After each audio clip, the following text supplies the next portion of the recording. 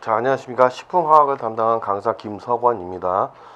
자, 오늘은 지난 시간에 단백질에 이어서 단백질 마지막 부분 개념 정리를 들어가겠는데, 132쪽이죠. 근데 단백질 변성에 대해서 간단하게 배웠죠, 지난 시간에. 단백질은 보통 1차, 2차, 3차, 4차 구조를 이루고 있는데, 3, 4차 구조는 수소결합, 이온결합, 황해결합, 그 다음에 무극성 분자 간의 인력이 있는데, 이런 결합 구조가 파괴가 되거나 이렇게 풀렸을 때는 어떻게 됩니까? 다시 재결합했을 때 단백질이 완전히 변성이 되죠. 예를 들면 계란의 그 흰자가 투명한 게 열에 의해서 하얗게 되는 것도 변성이라고 볼 수 있습니다. 오늘 주로 식품 중에는 이런 단백질 성분이 많이 포함되는데, 가열에 의해서 또는 pH나 전해질에 의해서 변성이 될 수 있죠. 물리적 변성 요인도 있고, 여러분들 지난 시간에 했던 거 화학적 변성 요인도 해봤습니다. 그래서 132쪽을 보시면은 화학적 요인에는 산알칼리에서도 우리가 카제인 같은 경우 우유에 있는 이런 단백질이 pH 4.6에서 응고돼서 치즈, 요구르트 발현할 수 있죠. 산성에서. 그 다음에 중성염에서 이런 것들 배웠고, 여러 가지 효소에 의한 것, 유기용매에 의한 것들 배웠습니다. 자, 그 다음에 세 번째 이제 들어갈 부분은 변성 시 일어나는 변화인데, 요거 중요하죠. 체크합시다. 단백질의 변성 시 일어나는 변화인데, 우선 1번 생물학적 기능을 상실한다. 예를 들어서 단백질의 세포막 구조 같은 경우도 이렇게 변성됐을 때 기능을 상실하죠. 근데 니은 2번을 보시면은 뭐라고 되어 있습니까? 여기 나와 있죠. 단백질 구조가 변하여 효소 작용이 용이하다.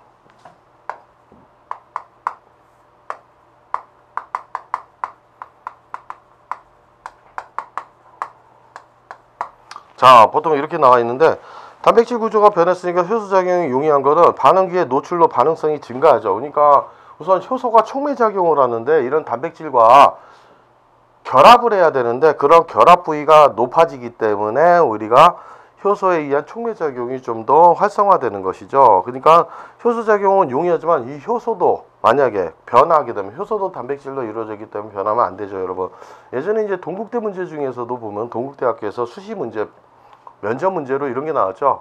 계란을 갖다가 완숙으로 먹는 거하고 반숙으로 먹는 거, 어느 게 소화율이 더 높으냐 했을 때인데, 완숙이죠. 가열을 해가지고 완전히 변성이 됐을 때 효소에 의한 작용이 더 효율적이다, 크다 해가지고 완숙으로 먹는 게 소화작용이 크다, 이렇게 보셔야 됩니다. 자, 그 다음에 세 번째, 용해도는 감소한다 했는데, 물에 대한 용해도는 단백질이 보통 응고되거나 응결이 되니까 용해도 감소, 이렇게 보시면 됩니다.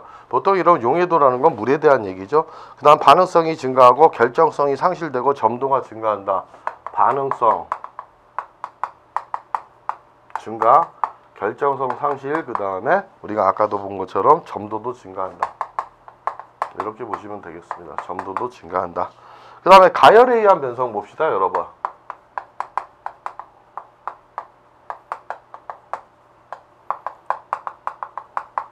보통 우리가 단백질로 이루어진 식품을 가열해서 우리가 섭취하기도 하죠.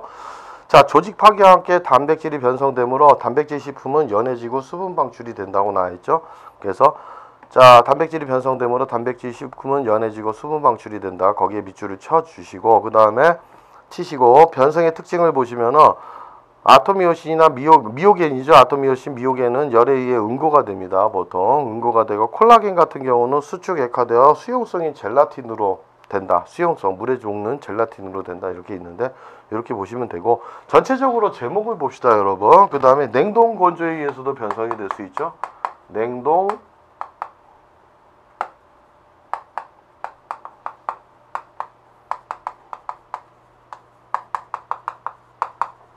이렇게 제목으로 보시고 이렇게 보시면 됩니다. 자, 냉동 건조에 의한 변성으로는 동결에 의한 변성이죠. 분산매인 물이 응결될 때, 물이 얼 때 단백질 입자가 결합을 하면서 최대 빈결정대라는 거는 얼음 결정이 커질 때죠. 정화 1에서 5도씨 정도이다. 이게 유지되면은 얼음 결정이 커지기 때문에 단백질의 변성이 커집니다. 그래서 얼음 결정을 작게 해야 되죠. 변성을 최소로 하기 위해서는 반드시, 이거 앞에서도 우리 지질에서도 배웠죠, 여러분. 최대 빈 결정대를 빨리 통과시킨다는 건 급냉을 시켜야 됩니다. 급속 동결이 필요하다. 거기다 밑줄을 칩시다. 급속 동결이죠. 변성을 줄이려면은. 왜 그러냐면은 영하 1에서 영하 3도씨 정도에서는 얼음 결정이 커지니까 단백질 구조 자체가 얼음 결정이 커지게 되면 단백질 구조 자체가 변할 수 있습니다. 그래서 아까도 얘기했던 것처럼 영하 1에서 3도씨 아니면 영하 1에서 5도씨 정도를 빨리 통과해야 되기 때문에 그러면 얼음 결정이 그렇게 그만큼 크지 않기 때문에 급속 동결이 필요하죠. 그러면은 그런 변성을 좀 줄일 수 있습니다. 그다음 133쪽을 봅시다, 여러분. 염장에 의한 변성이죠. 자, 소금으로 염장을 하는 것이죠. 아톰 미오신 같은 경우 염류에 의해 변성된다. 어묵 제조 원리가 되는 건데 염장에 의한 거 있고 그 다음에 산에 의한 변성. 우유의 젖산 발효죠. 보통 우유가 발효가 되면 요구르트가 되는 것처럼 우유의 젖산 발효가 되면 카제인이 변성하죠. 어떻게? 자, pH 4.6에서 좀 산도가 그러니까 산성에서 낮은 산성에서는 카제인이 응고가 되면서 치즈나 요구르트를 형성할 수 있죠, 여러분. 그 다음에 달걀의 알부민은 보통 pH 4.8에서 변성이 최대가 된다. 이렇게 나와 있죠. 그 다음 기타 원인에 의한 변성 봅시다. 콩의 글로불린인 글라이신은 마그네슘과 칼슘 이온 이런 이온에 의해서 금속염에 의해서도 응고되고 두부 제조에 이용한다. 이런 것들 있죠. 응고 뭐 염석이다 했죠. 가라앉힐 수 있는 것들 이런 전해질을 집어넣게 되면은 어떻게 된다? 마그네슘이나 칼슘 이온을 집어넣으면 이런 글로불린인 글리신은 자 이렇게 응고가 될 수 있습니다. 자, 전하가 떨어지면서 중성이 돼서 엉기게 되죠. 그 다음에 침전이 되는 거죠. 공기 중에 산소가 산화작용에 의해 단백질. 자, 공기 중에 산소, 산화에 의해서도 단백질이 변성된다. 단백질의 광분해도 있죠. 트립토판이 가장 예민하며 광분해에 갈변이 된다. 색깔이 변하는 것이죠, 여러분. 식품에 의용되는 단백질의 기능적 성질이 나와 있는데 점도, 계화, 응집, 점착, 그 다음에 탄성, 유화, 지방, 흡착, 거품 이런 것들이 있는데 굳이 요것들은 다 외우실 필요는 없습니다. 그래서 요것들을 이렇게 보시고 그 다음 6번을 봅시다, 여러분.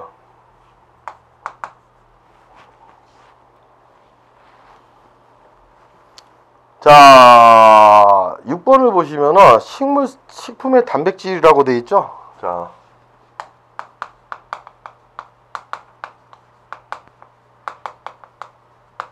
식품 중에 포함된 단백질을 볼 때 첫 번째는 우리가 식물에 주로 포함된 식물성 단백질이죠.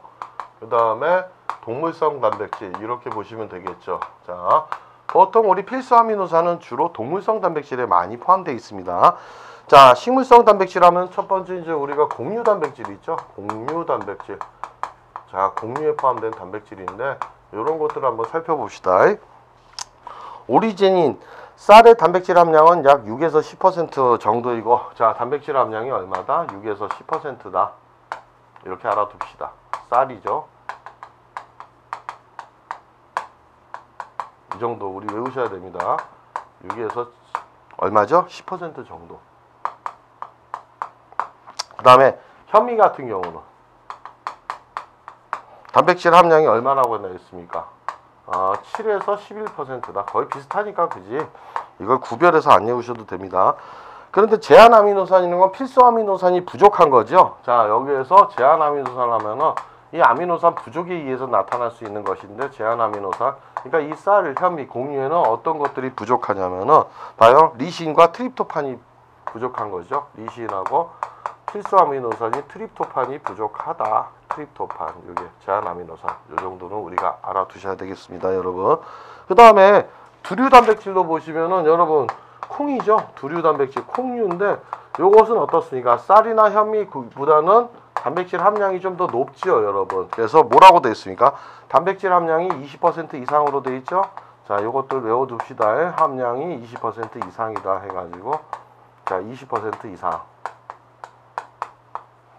이렇게 알아두시고, 자, 뭐라고 되어 있습니까? 식품 중에서는 단백질 함량이 가장 높다고 나와 있죠. 자, 그래서 이런 식물성 물질 중에서 식품 중에서는 가장 높다. 그리고 오히려 그 뒤로 갑시다. 이제 134쪽을 가시면 여러분 대두의 단백질 함량은 30% 정도이다. 거기까지 나와 있죠. 그 다음에 여러분 우리가 필수 아미노산 함량이 많죠. 그래서 자, 필수 아미노산 함량이 많다. 필수 아미노산 뭐 배웠죠? 체내에서 합성이 안 되는 겁니다. 반드시 필요로 하는데 함량이 높다. 또 뭐가 있습니까? 주 단백질이 있죠. 주 단백질은 누구라고 했습니까? 글리신이죠. 글라이시닌 해가지고 되고, GLI 이렇게 보시면 되겠습니다. 그 다음 대두 단백질의 독성인 물질은, 자 여기 나와있죠. 트립신 저해제, 단백질 소화효소 억제제입니다. 그래서 이런 대두 단백질이 단백질 소화효소 억제라는데 트립신을 저해하죠. 그 다음에 적혈구를 응집시킬 수 있는 것, 그 다음에 헤마글루틴이라고 해가지고 이런 것들이 좀 독성 물질로 해당되는 것입니다. 이렇게 알아두시고, 그 다음에 두 번째 동물성 단백질을 가봅시다, 여러분. 자, 동물성 단백질인데,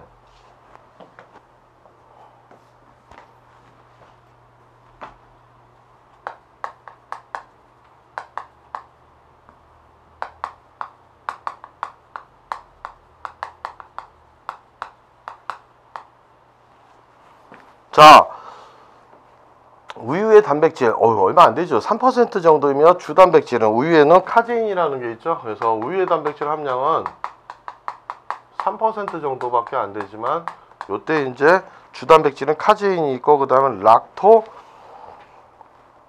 알부민, 그 다음에 락토 글로불린이 있죠. 그래서 우리가 봤을 때 카제인 같은 경우가 주 단백질은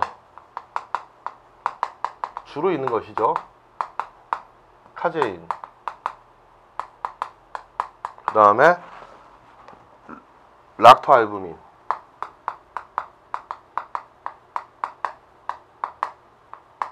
하나가 더 있는 게 뭡니까? 락토글로불린이라고 나오죠. 그래서 락토글로불린, 이런 단백질이 있다.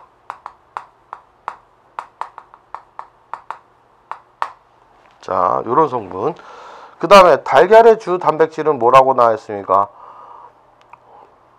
오발부민이 있고, 그 다음에 우리가 코날부민, 그 다음에 오보 뮤코이드 해가지고 노른자에서 리포 바이텔린 있고, 그 다음에 리포 바이텔린인이 있죠. 자, 이래서 여기 밑에 보시면 여러분 표가 주어져 있는데 한번 봅시다. 오버알부민은 어떻습니까? 등전점이라는 부분이, 전하가 순간적으로 양전하와 음전하가 같아서 전기적 중성을 띠는 순간, 전기장 영향을 받지 않을 때죠. 이때가 우리가 단백질이 변성될 수 있습니다.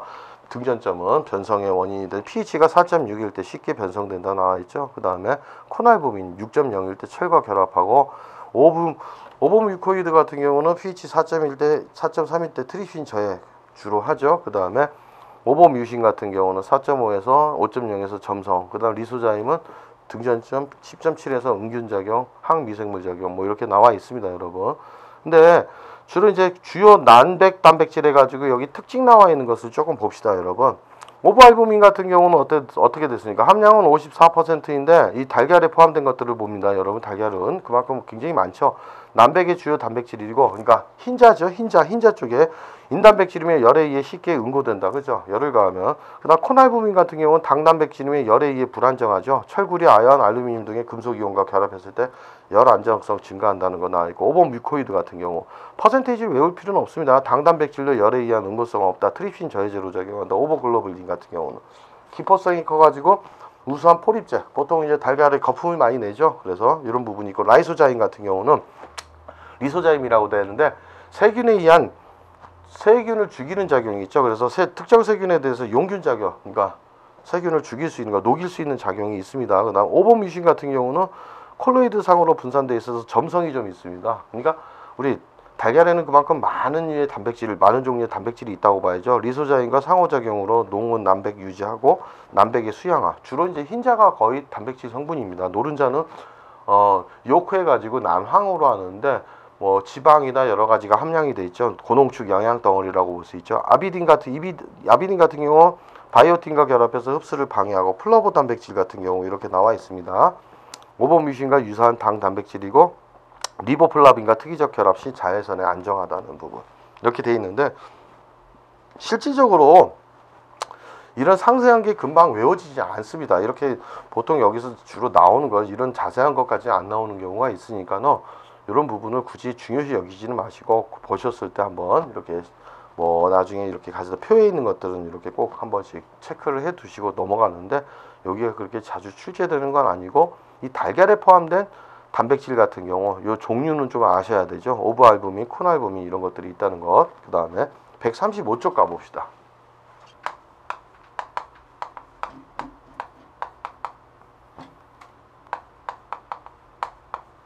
영양가죠. 135쪽을 보시면 자, 첫 번째 영양가 해가지고 담백가가 나와 있습니다. 여러분, 담백가가 나와 있는데, 자, 개념을 한번 봅시다. 식품 단백질 중 가장 영양가가 높은 아미노산은 조성을 측정하여 표준 단백질의 상대적으로 부족한 아미노산의 함량을 이용하여 단백질의 영양가를 측정한다. 밑줄을 칩시다. 다시 한번. 자, 식품 단백질 중 가장 영양가가 높은 아미노산의 조성을 측정해야 되겠죠. 그래서 표준 단백질에 상대적으로 부족되는 아미노산 함량을 이용해서 단백질의 영양가를 측정한다. 이걸 알아둡시다. 그 중에서 이제 2번에 제한 아미노산 남아있죠. 체크합시다.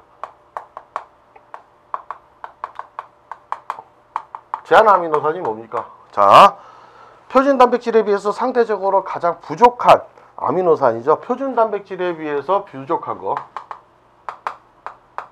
표준 단백질 기준이 있으니까.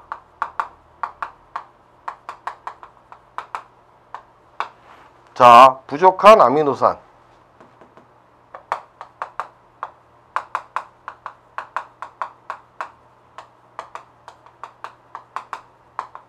이 부족한 아미노산을 뭐로 나타내는 것입니까? 백분율로 나타내는 것이죠. 그래서 백분율의 담백가로 나타낸다.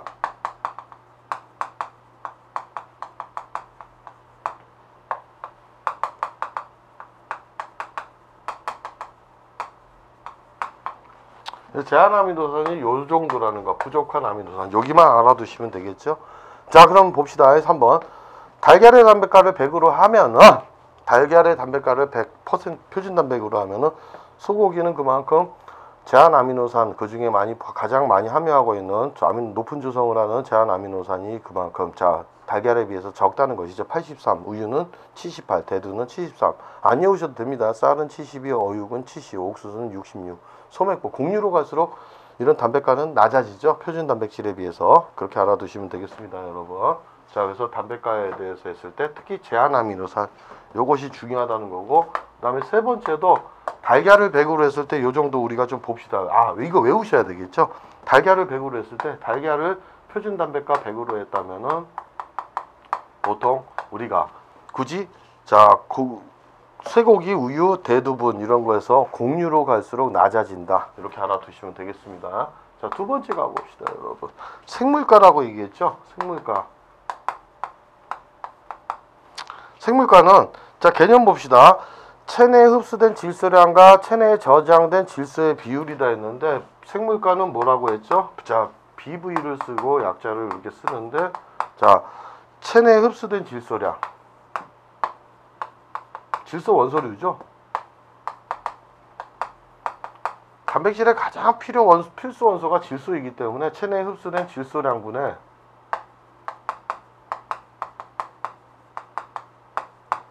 뭐라고 돼 있죠? 체내에 저장된 질소량.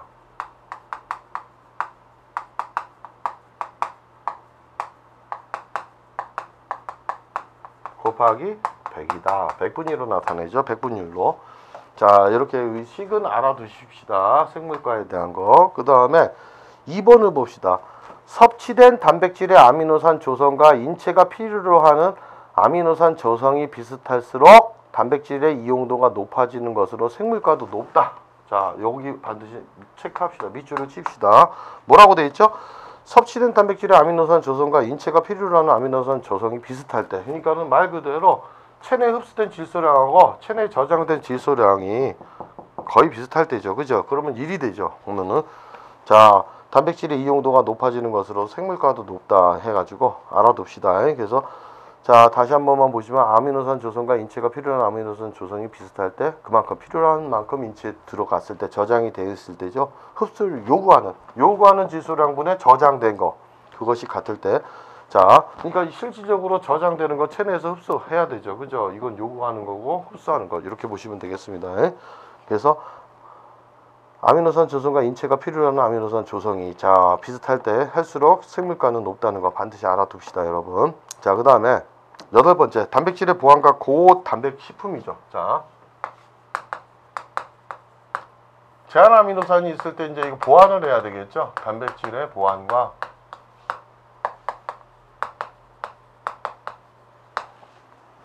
고단백 식품.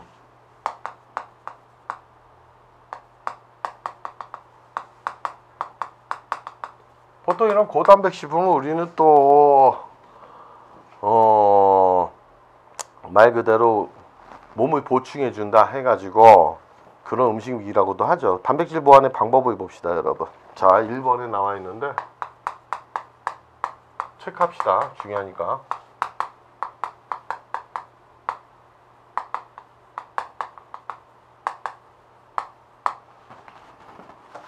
타 종류의 단백질을 섭취할 경우 신체가 필요로 하는 필수 아미노산을 섭취할 가능성이 증가하게 된다. 그러니까는 여러분 음식을 한 가지만이 아니라 여러 가지를 섭취한다 이 얘기죠. 그래서 타 종류의 단백질을 섭취할 경우 인체가 필요로 하는 필수 아미노산을 섭취할 가능성이 증가한다. 뭐 이거 밑줄 치십시오. 이건 쓰진 않겠습니다. 그 다음 또 여기 있죠. 2번도 두 가지 이상의 단백질을 동시에 섭취할 경우 한 가지 양질의 단백질 섭취보다는 더욱 완전한 단백질 아미노산 구성에 가까워진다. 이것도 밑줄 치십시오. 한 가지 단백질을 섭취하는 것보다는 두 가지 이상의 두 가지 이상, 두 종류 이상의 단백질을 섭취했을 때 더욱 완전한 단백질 아미노산 구성에 가까워진다는 것, 이걸 반드시 알아둡시다, 여러분. 자, 그래서 여기서 보시면은 이런 표가 나와 있는데 식품 같은 경우 나와 있죠, 여러분. 자, 콩류를 보시면 어떻게 됩니까? 콩에는 단백질 함량이 많지만은 보통 부족한 게 뭡니까? 여기서 부족한 아미노산 하면은 요거 압시다. 요거 체크합시다, 여러분. 부족한 아미노산. 제한 아미노산이 뭐죠? 콩에 부족한 제한 아미노산 해도 되죠? 메티오닌이죠. 메티오닌이라는 아미노산이 부족하기 때문에 뭐와 함께 섭취하면 된다? 단백질의 보충 효과 나와 있죠. 단백질 질의 보충 효과. 그래서 보충 효과만 쓰겠습니다. 메티오닌이 많이 함유된 곡류죠. 그래서 두부와 쌀밥. 그래서 콩류했을 때 쌀밥과 함께 보충을 한다. 그래서 두부 플러스 쌀밥을 먹게 되면은 효과가 크다는 얘기죠, 여러분. 자, 그 다음에 곡류를 보시면은 여기 나와 있죠. 곡류 같은 경우는 단백질 함량이 적지만은 보통 제한 아미노산, 부족한 아미노산인 리신과 그 다음 뭡니까? 요거 아셔야 됩니다. 트레오닌이죠. 그러면 이걸 보충해 줄 수 있는 게 바로 뭡니까? 콩과 팥이죠. 그래서 콩이나 팥과 함께 같이 밥을 먹을 때, 자, 곡류 이렇게 먹을 때 효과가 있다는 것입니다. 그 다음에 견과 및 종실류라고 되어 있죠. 견과류 같은 경우 과일에 포함된 거 리신이 부족하죠. 라이신이 부족한데 이때는 콩과 참깨가루를 섞어 만든 미소 된장, 그 다음에 땅콩과 완두 등의 콩을 섞은 샐러드. 그러니까 보통 콩과 함께, 콩이죠. 콩을 플러스 시키면 우리가 좋다. 이렇게 알아둡시다, 여러분. 그 다음에 채소 같은 경우도 메티오닌이 부족하죠. 제한 아미노산. 이렇기 때문에 어떻게 됩니까? 쌀밥과 함께 채소와 견과류를 섞은 샐러드 같이 먹고, 옥수수 같은 경우는 트립토판과 라이신이 부족하죠. 트립토판, 라이신 이런 것들 알아두셔야 됩니다. 트립토판과 리신이 부족하죠. 그래서 뭐 식품영양학에서 주로 나오는 부분이지만 옥수수와 계란을 섞은 볶음밥 했죠. 계란을 섞은 볶음밥. 트립토판 같은 경우가 계란, 리신과 트립토판이 계란을 섞은 볶음밥. 이렇게 하면은 보충제가 된다는 것이죠. 단백질을 보완할 수 있는 방법입니다, 여러분. 자, 이렇게 해서 개념 정지를 나갔고 이제 뒤에 가시면은 136쪽 문제풀이를 들어가도록 하겠습니다.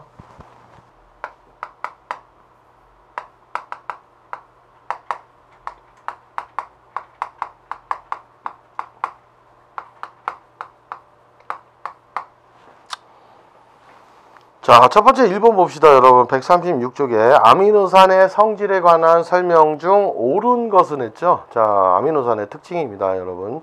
자, 우선은 아미노산은 양성 물질이다. 양성이 뭡니까? 양쪽 전하를 다 가지고 있는 물질이죠. 그 다음에 뭐 양쪽 전하를 가지고 있지만 또 산염기의 특징도 같이 공통적으로 가지고 있죠, 여러분. 그 다음 니은 아미노산은 보통 아미노산이 어떻게 되어 있습니까? 이렇게 되어 있을 때 알킬기, 이거는 무극성이죠. 탄화수소 부분이라고 할 수 있는데, 그 다음에 수소 있고, 알파 아미노산만 얘기합시다, 여러분.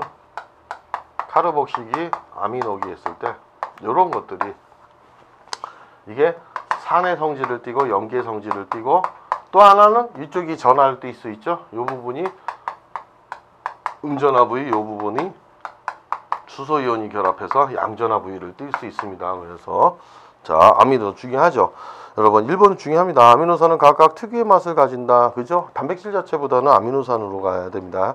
나 아미노산은 물이나 염류에 잘 녹는다. 친수성 부분이죠. 이런 쪽 산염기 이쪽이 친수성이니까 물이나 염류에도 잘 녹습니다. 여러분. 그 다음에 아미노산은 글리신을 제외하고는 광학적 활성을 띠다. 광학적 활성이 뭡니까? 평광현상이죠. 비대칭성 탄소가 있는 거죠. 글리신은 비대칭성 탄소가 없습니다. 여러분. 그러니까는 자, 그래서 기억, 니은, 디귿, 리을 다 맞습니다. 여러분. 그래서 답은 4번이 되겠습니다. 2번 봅시다. 다음 단백질의 분류 기준은 알부민류, 글로불린류, 프로라민류, 글루텔린류 하면은 용해도 차이죠. 여러분. 그러니까 단백질은 특정 용매 또는 용액에 대한 용해도를 가지고 있기 때문에 용해도에 따라서 알부민류, 글로불린류, 프롤라민류, 글루텔린류로 분류된다. 요거 해설도 밑에 나와 있으니까 한번 반드시 봅시다. 용해도 차이입니다, 여러분.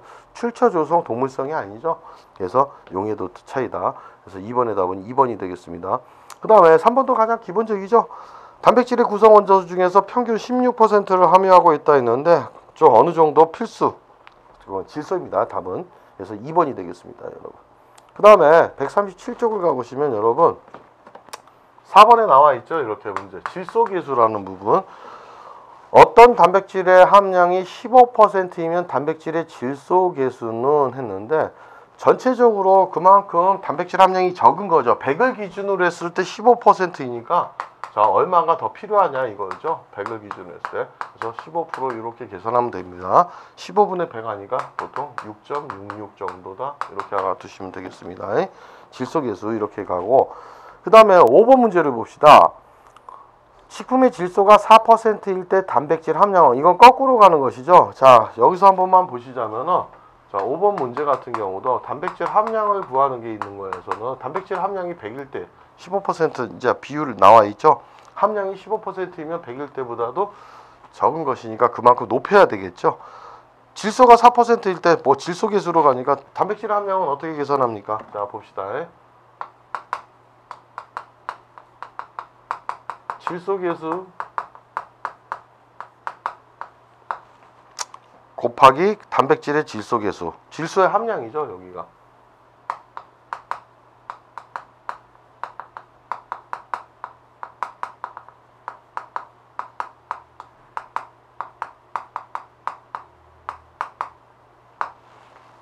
이렇게 가시면 되겠습니다. 자, 여기서 얘기하는 질소의 함량은 식품 100g 중에입니다. 식품 100g 중. 이렇게 알아두시면 되겠죠. 그래서 단백질 함량을 구해보자면, 자, 지금 식품 100g 중에 질소의 함량이 얼마 있다고 했습니까? 4% 있다고 했죠, 여러분. 그러니까 실질적으로 단백질 함량, 요게 이제 100이라는 부분이 아니고 이렇게 했는데 4%입니다. 100g 중에 4% 있으니까 4죠. 그 다음에 단백질의 질소계수 아까 했던 것처럼 보통 자, 일반적으로 6.25죠. 6.25를 기준으로 갔을 때 이렇게 되면은 이게 얼마입니까, 여러분? 25% 이렇게 가는 것이죠. 그래서 단백질 함량은 25% 있다.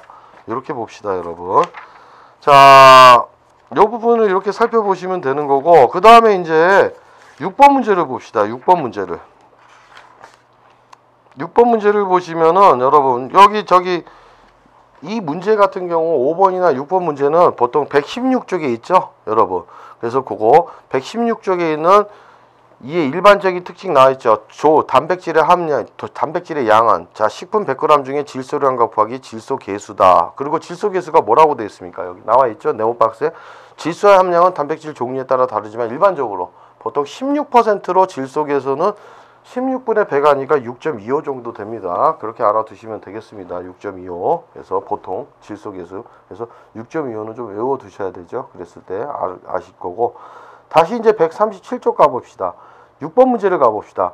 다음 중 알러지성 식중독, 알레르기성 식중독과 관계 있는 아미노산은 히스티딘이죠. 히스티딘 같은 경우는 우리가 히스타민, 항히스타민. 그래서 이런 알러지에는 항히스타민제를 먹죠.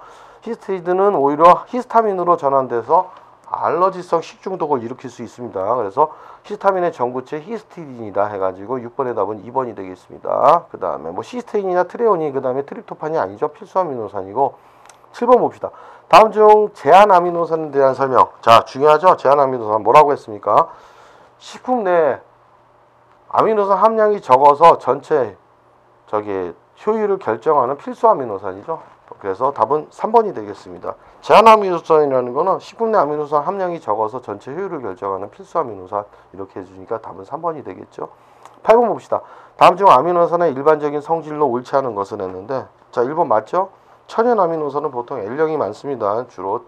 자, 오른쪽. 그 다음에 3번 유기용매에 녹지 않고 물에 잘 녹는다. 친수성이 있기 때문에 맞죠? 그 다음에 4번 봅시다. 개개의 아미노산은 각기 다른 특성의 융점을 가지고 있다고 했는데, 여러분, 융점이란 건 녹는 점이죠. 그렇죠. 그러면은 되게 이제 녹는 점은 비슷하다고 보셔야 되고, 개개의 다른 특성의 등전점이죠. 등전점이 뭐라고 했습니까? 자, 우리가 아까 얘기했던 것처럼 양전화와 음전화가 같을 때 중성으로서 전기장 영향을 받지 않은 pH죠. 그래서 자, 그때 이제 변성이 될 수 있는 부분이니까 그건 다른 특성의 등전점을 가지고 있다. 등전점. 앞에 이거 등전점 용어 잊어버리셨으면 반드시 다시 한번 체크합시다. 등전점 중요하죠. 그래서 융점이 아니고 등전점입니다.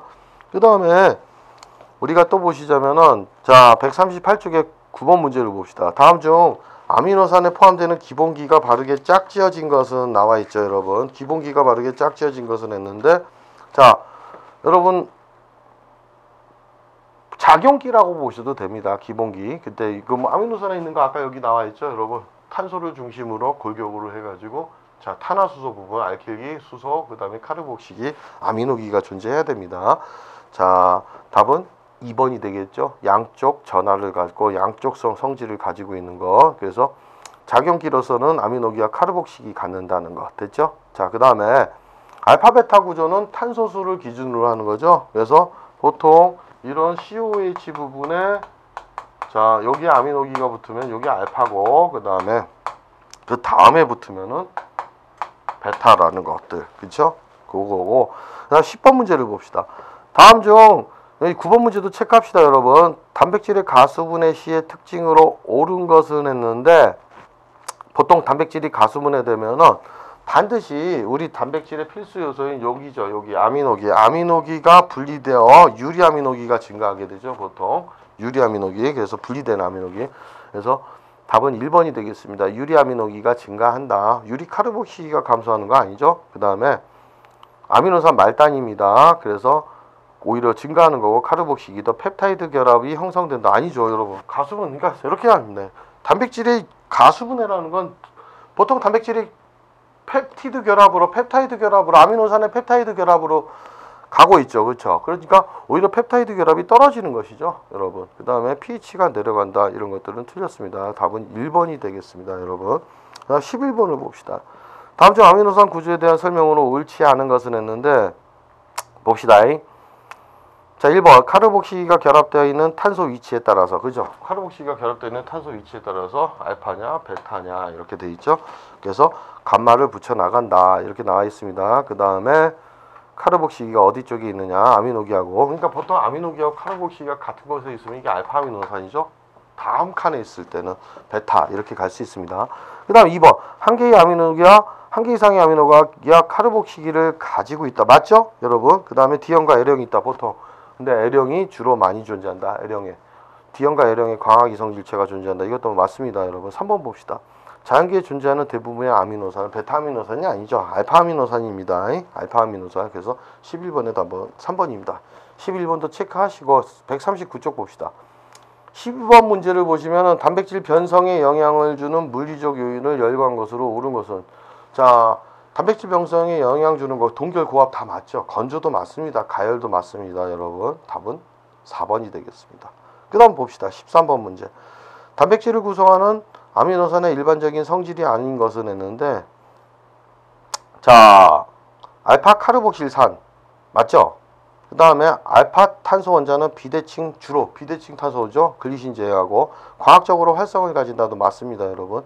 자, 2번 봅시다. 알파 탄소 원자의 입체 배치는 주로 D형이 아니고 주로 L형이다. L형의 입체 배치 가지고 있죠. 그래서 성질이 아닌 것은 했을 때 13번의 답은 2번이 되겠습니다. 그 다음에 14번 문제를 보시면은 아미노산 용액에 묽은 산을 가하면 용해도가 증가하는 이유로 옳은 것은 했는데, 여러분 아미노산 용액에 묽은 산을 가하면은 했는데 이거 한번 배웠죠 여러분? 다시 한 번만 확인합시다. 14번 문제인데, 아미노산이 중성 용액에서는 어떤 전하를 가지고 있다고 했죠 여러분? 중성 용액에서는 이렇게 알킬기, 그 다음에 CO 마이너스, 그 다음에 NH3 플러스 돼 있고, 그 다음에 H 이렇게 돼 있다고 했죠. 근데 요게 이제 산성 용액에서는 오히려 아미노산이 염기로 작용해야 됩니다. 가르쳐 줬죠. 산성 용액에는 뭐가 많습니까? 수소이온이 많으니까 수소이온을, 자 브레스테드 로우리 산염기라고 했죠. 수소이온을 주는 걸 산이라고 하고 수소이온 받는 걸 염기라고 했습니다. 그러면 산성 용액에 수소이온이 많으니까 이런 중성용에서 양쪽 전하를 띠고 있는 아미노산이 반드시 수소이온을 받겠죠. 그래서 받게 되면 어디 부위에? 여기 부위에 받습니다. 수소이온이 결합되면서 우리가 어떻게 된다? HC, 무조건 외우지 마시고 이렇게 COOH가 되고 요 부위가 돼서 NH3 플러스 양전하를 띠죠 여러분. 자, 그 다음에 염기성에서는 오히려 어떻게 된다고 했죠 여러분? 염기성 용액에서는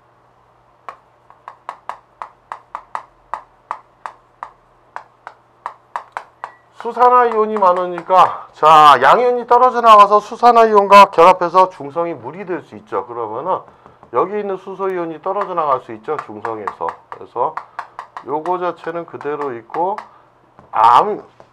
NH3 플러스에서 수소이온이 떨어져 나가면 아미노기가 되고 우리가 이렇게 돼서 음전하를 띠게 되죠 여러분. 자 그러면은 여기 봅시다.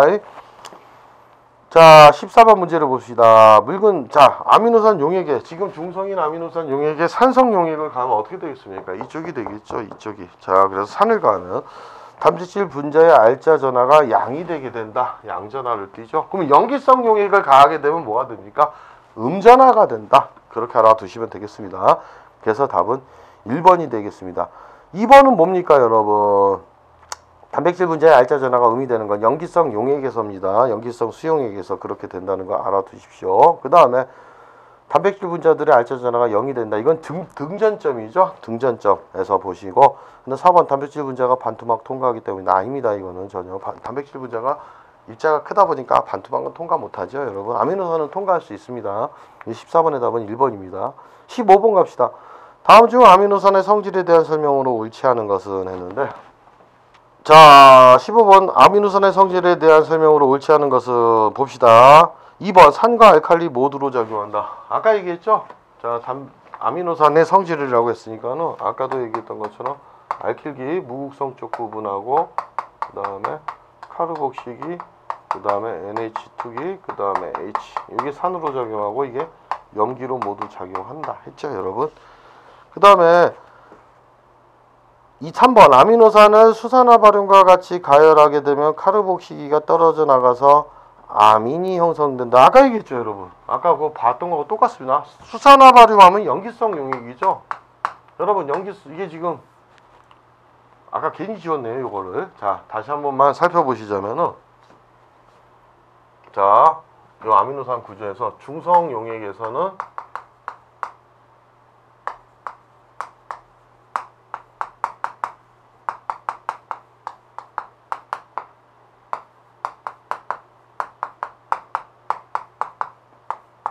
이렇게 된 상태에서 산성 용액에서는 어떻게 된다 했습니까 여러분? 양 플러스 전하를 띈다고 했죠. 자 수소이온을 받아가지고 이렇게 외워두시는 게 좋다고 했죠. 그러면은 COH가 되고, 그 다음에 NH, 아민이 형성된다. 요 아민, 이게 아민이죠 여러분. 그 다음에 H, 그래서 이렇게 됩니다. 양쪽. 근데 염기성 용액에서는 어떻게 됩니까? 염기성.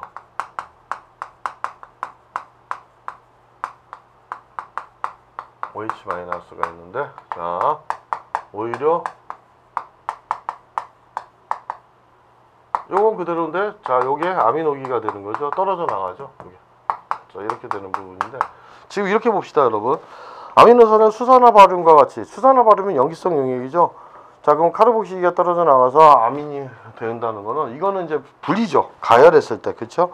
그래서 아민이 발생한다고. 4번 단백질을 구성하는 아미노산은 대부분 L형에서 이성질체이다. 맞습니다, 여러분. 그럼 옳지 않은 것은 뭐냐면은 아미노산은 클로로포름과 쉽게 반응하여 아미드를 형성한다 했는데 오히려 아까 얘기했죠. 아미노산은 친수성의 성질을 가지고 있다고 했죠. 요것이나 요것이 친수성을 가지고 물하고 친하기 때문에 오히려 이런 클로로포름은 유기용매 물하고 안 친한 용매입니다. 유기용매와 쉽게 반응 안 합니다. 클로로포름, 에스테르, 아세톤과 같은 이런 비극성 유기용매, 무극성 유기용매하고는 녹지 않는다. 그래서 답은 1번이 되겠습니다.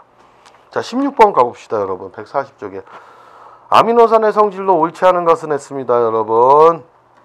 1번 물에는 잘 녹고 알코올에는 잘 녹지 않거나 약간 녹는다. 맞죠? 그 다음 2번 산이나 알칼리를 가하면 잘 용해된다. 그죠? 산과 연기에서 반응합니다. 알칼리가 연기입니다. 산과 알칼리에서 반응하죠. 그러니까 잘 용해된다. 맞죠? 자, 이런 식의 반응이죠, 여러분. 그 다음에 4번 pH가 산성일 때는 양이온을 띈다. 여러분 맞죠? pH가 산성 용액에서는 뭐가 돼 있습니까? 양이온을 띈다는 거, 양전화 띈다. 맞죠? 그 다음 3번 아미노산은 등전점에서 매우 안정하다. 등전점에서는 양쪽, 자, 플러스 전화와 마이너스 전화 그 크기가 같기 때문에 전기적 중성을 띄어서 전기장 영향을 받지 않는다고 했죠. 그 등전점 pH에서는 답은 3번이 되겠습니다. 등전점에서는 여러분 이렇게 알아둡시다. 등전점에서는 그 pH에서는 등전점 pH에서는 삼투압 용해도 점도가 최소이고 삼투압 용해도 점도 최소이고 기포성 탁도 흡습성은 최대. 오히려 불안정하죠. 불안정하다고 보면 됩니다. 그 밑에 해설도 나와 있으니까 거기 밑줄을 칩시다.